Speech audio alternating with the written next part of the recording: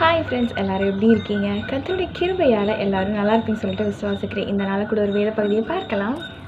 என்னதான் கணவன் மனைவி சம்பாதிச்சாலும், பிள்ளைங்க சம்பாதிச்சாலும் என்ன ஆகுது அப்படின்னா, மாதம் கடைசி ஆக ஆக வாங்கிட்டு வந்த பணமெல்லாம் என்ன ஆகுது அப்படின்னா, அங்கங்கே எங்கெங்கெல்லாம் கொடுக்கணுமோ, என்னென்னலாம் கடன் நம்ம வாங்கியிருக்கிறோமோ, எதுக்கெல்லாம் தேவையெல்லாம் இருக்குதோ அதுக்கெல்லாத்தையும் நம்ம என்ன பண்ணுறோம் அப்படின்னா செலவழித்து விடுகிறோம் ஃப்ரெண்ட்ஸ். அந்த நேரத்தில் நம்ம என்ன பண்ணுறோம் அப்படின்னா, மற்றவங்கிட்ட போய் நம்ம கடன் வாங்குகிறோம்.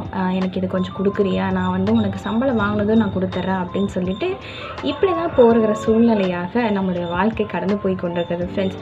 ஆனால் இந்த நாளில் நம்ம வாசிக்கிறோம், ஏசாயா 58ஆம் அதிகாரம் 11ஆம் வசனத்தில் நம்ம இப்படியாக வாசிக்கிறோம், கர்த்தர் நித்தமும் உன்னை நடத்துகிறவராக இருக்கிறார். ஆமென்.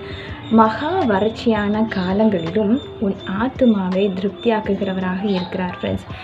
நீங்கள் பத்தலை இல்லை அப்படின்னு சொல்கிறதான சூழ்நிலையில் நீங்கள் இருக்கும் பொழுது நீங்கள் என்ன பண்ணணும் அப்படின்னா, நீங்கள் கொண்டு வர பணத்தை நீங்கள் அதை ப்ரேயர் பண்ணி, கர்த்தாவே இந்த மாதம் முழுவதும் இந்த பணம் எனக்கு ஒரு குறைவில்லாமல் நீங்கள் நடத்தணும் அப்படின்னு சொல்லிட்டு நீங்கள் ப்ரேயர் பண்ணுங்கள் ஃப்ரெண்ட்ஸ்.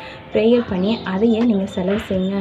இல்லை அப்படிங்கிற சூழ்நிலை, குறைவு அப்படிங்கிற சூழ்நிலை நம்ம வரும் பொழுது ஒன்றே ஒன்று ஞாபகத்தில் நம்ம வச்சுக்கணும். என்ன அப்படின்னா, கர்த்தர் தான் நம்ம குடும்பத்தை நடத்துகிறவராக இருக்கிறார். அவர் தான் நம்ம குடும்பத்தை குறைவுகள் மத்தியில் அவர் நிறைவாக்க மாற்றுகிற தேவனாக இருக்கிறார் ஃப்ரெண்ட்ஸ். இதெல்லாம் நம்ம குடும்பத்தை நடத்துகிறவராக இருக்கிறார் ஃப்ரெண்ட்ஸ். அவர் சொல்கிறாரு, எந்த காலத்திலும் எந்த சூழ்நிலையிலும் எந்த நேரத்திலும் நான் மட்டும்தான் உன்னை நடத்த முடியும் அப்படின்னு சொல்லிட்டு இந்த நாளில் நமக்கு வாக்கு கொடுக்குறார் ஃப்ரெண்ட்ஸ். கர்த்தர் நித்தமும் அப்படின்னா எல்லா சூழ்நிலையிலும் நம்மை நடத்துகிறவராக இருக்கிறார்.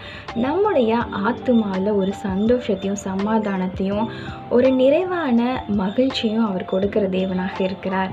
ஆமென். God bless you. கர்த்தர் உங்களை மிகவும் நேசிக்கிறார்.